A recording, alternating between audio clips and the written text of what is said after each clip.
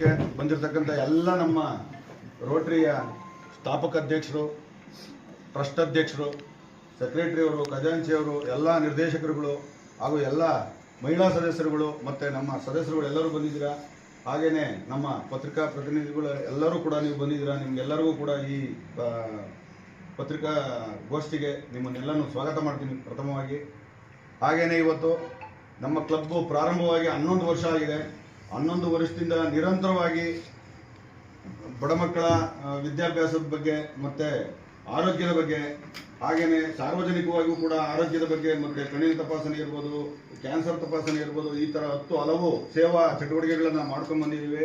ಅದೇ ರೀತಿ ಇವತ್ತು ಸ್ಟಾರ್ ಸಂಭ್ರಮ ಅನ್ನತಕ್ಕಂಥ ಒಂದು ಕಾರ್ಯಕ್ರಮವನ್ನು ಏನಕ್ಕೆ ಇಟ್ಟಿದ್ದೀವಿ ಅಂತಂದರೆ, ಉದ್ದೇಶ ಬಂದು ಬಡ ಮಕ್ಕಳ ವಿದ್ಯಾಭ್ಯಾಸ ಕಲ್ಯಾಣ ನಿಧಿಗೆ ಫಂಡ್ ಇಡ್ಲಿಕ್ಕೋಸ್ಕರ ಈ ಕಾರ್ಯಕ್ರಮವನ್ನು ಆಯೋಜಿಸಿದ್ದೀವಿ.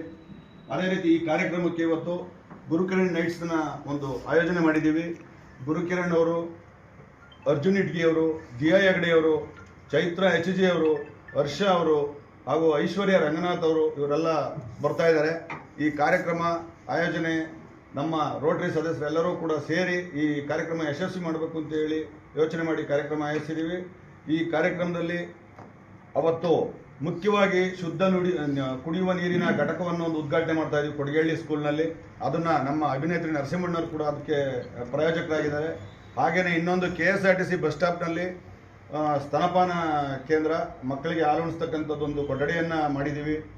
ಅದನ್ನು ಕೂಡ ಅವತ್ತು 11 ಗಂಟೆಗೆ 11:15ಗೆ ಉದ್ಘಾಟನೆ ಇಟ್ಕೊಂಡಿದ್ದೀವಿ. ಅದನ್ನು ನಮ್ಮ CV ಮಾಲಿಂಗಯ್ಯನವರು ಅವರು ಅವತ್ತು ಅದಕ್ಕೆ ಸ್ಪಾನ್ಸರ್ ಆಗಿ ಕೊಟ್ಟಿದ್ದಾರೆ, ಆ ಕೊಠಡಿ ನಿರ್ಮಾಣ ಮಾಡಲಿಕ್ಕೆ.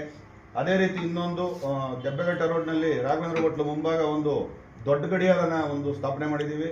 ಅದನ್ನು ಕೂಡ ನಮ್ಮ ರಮೇಶ್ ಗೌಡ್ರು, TAPMS ಅಧ್ಯಕ್ಷರಾಗಿರ್ತಕ್ಕಂಥ ರಮೇಶ್ ಗೌಡ್ರು ಅದಕ್ಕೆ ಕೊಡುಗೆ ಕೊಟ್ಟಿದ್ದಾರೆ.